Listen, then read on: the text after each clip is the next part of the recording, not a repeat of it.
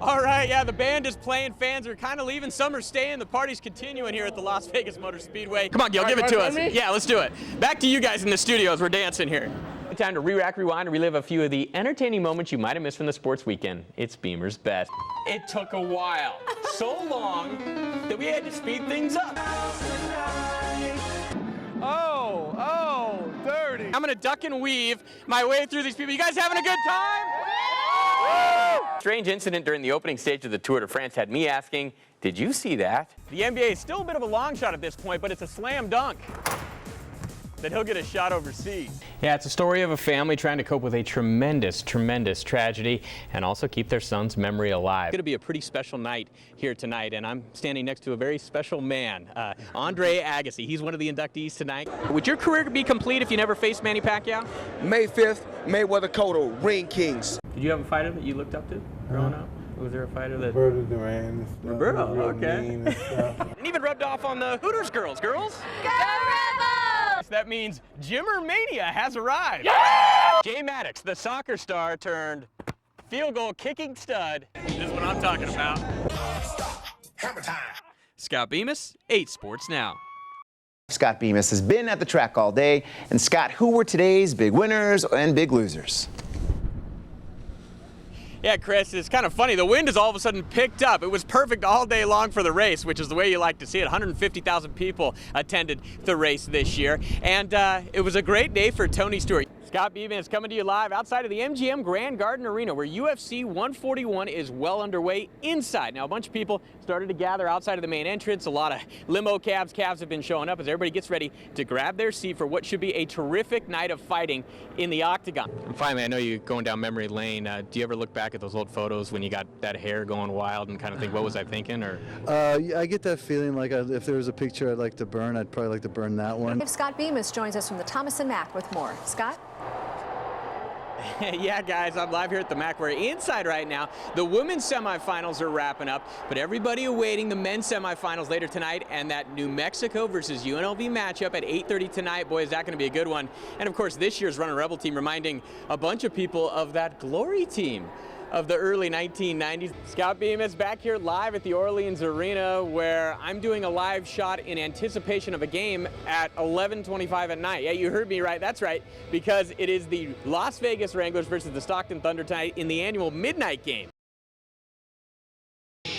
Boy, it is a crazy sports weekend here in Vegas, so I decided to go around town, find out what was going on, and I started out here at women's basketball team photo day. One sentence. What's the story of this team this year? The new and improved Lady Rebels.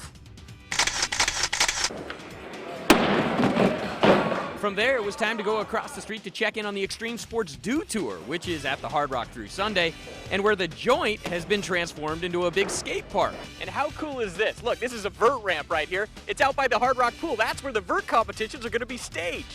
Where else can you have a giant vert ramp set up over a pool? I mean, it's out of control. This is Jordan McDonald. Sexy and I know it. And so is this. Please welcome Jordan McDonald! The 30-year-old, originally from South Carolina, who now calls Las Vegas home, is proving that you can be pretty and a pretty good fighter as well. She's been skating since she was 2, and even had her own ice show when she was 5 at a theme park in Missouri. Here are all my trophies from skating. Her trophy room at home is filled with over 100 pieces of memorabilia, and recently in Denmark, she finished 3rd out of over 20 skaters in an international competition, despite being the youngest one there. I felt like I accomplished something, you know. I felt really proud to represent the U.S. She's considered one of the top 11-year-olds in the western part of the country. Not surprising when you listen to her schedule. Sometimes I skate 3 hours in the morning or 2 hours in the morning and 2 hours in the afternoon. Puts in a lot of hours, you know, and hopefully that'll come in handy in the long run. Ashlyn Loon Course, the young star on skates. I love skating, I love flying, I love getting dizzy and all. This week's Star of Tomorrow. Sports reporter Scott Bemis is here to tell us how one family is helping with those costs and also honoring their late son at the same time. Yeah, it's a story of a family trying to cope with a tremendous tragedy and also keep their son's memory alive. And it's also a story of a kid's love for baseball and how that love is being passed on to the next generation in a special way. Chris Castle loved everything about baseball. all he wanted to do was play baseball. He practiced every day. This was a game wind hit when he was a little guy. We saved a lot of those. He was a standout player at Palo Verde High and helped lead Mesa State in Colorado to the Division II College World Series in 2009. Here's a picture of right after they won the right to go to the College World Series. Hey there, everybody. Well, yesterday at the Players' Championship, Sergio Garcia called out Tiger Woods for playing a part in distracting him on the second hole, something Tiger disagreed with, and the two then exchanged barbs through the media after the round. One word then for the two of them finishing up the final few holes of the weather-delayed third round this morning. Awkward. Finally, 50 Cowboys started at the Mandalay Bay last night, but only one would emerge tonight with the $100,000 as the last Cowboy standing. They would also get that trophy, but not the Showgirls. At least I don't think so. Finally, time to re-rack, rewind, and relive a few of the entertaining moments you might have missed from the sports weekend. It's Beamer's Best. And in San Francisco, you can watch a game and get a Zumba workout.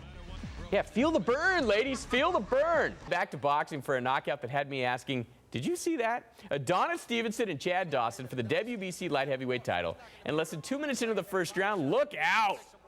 Oh, yeah.